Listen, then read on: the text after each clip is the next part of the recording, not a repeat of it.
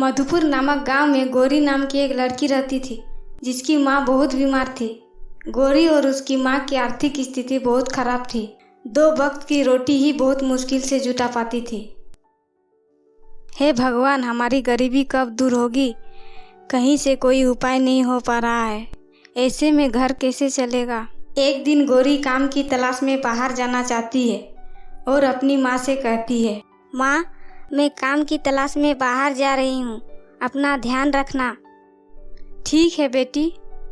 गौरी काम की तलाश में इधर उधर घूमती है।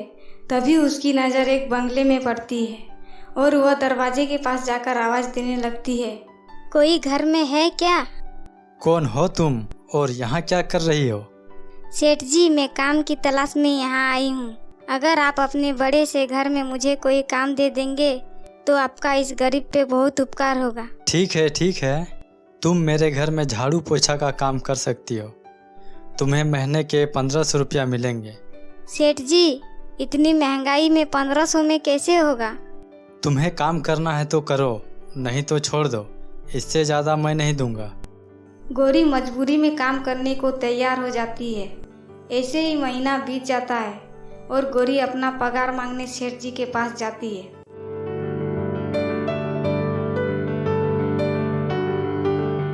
सेठ जी, मेरे काम को महीने पूरे हो गए हैं, मेरा पगार दीजिए, मुझे पैसों की आवश्यकता है।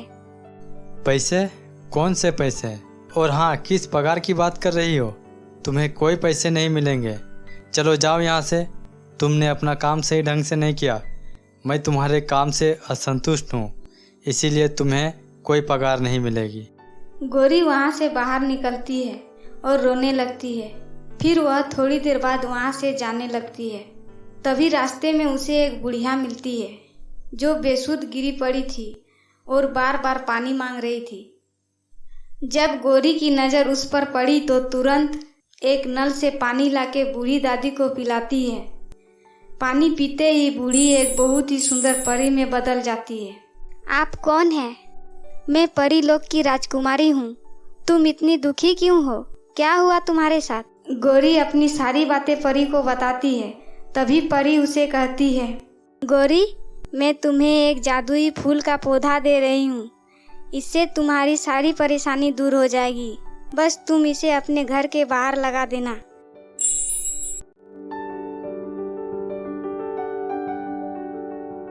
ये कैसा पौधा है?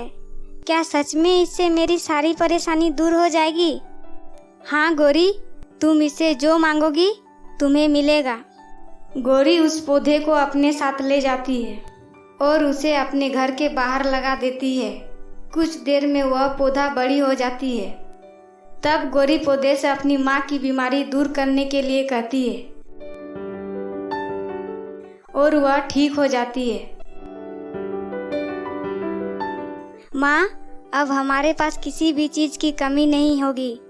हाँ बेटी, उस जादुई पौधे की मदद से अब गौरी और उसकी माँ खुशी खुशी रहने लगती है और गरीबों और बुजुर्गों की मदद भी करती है।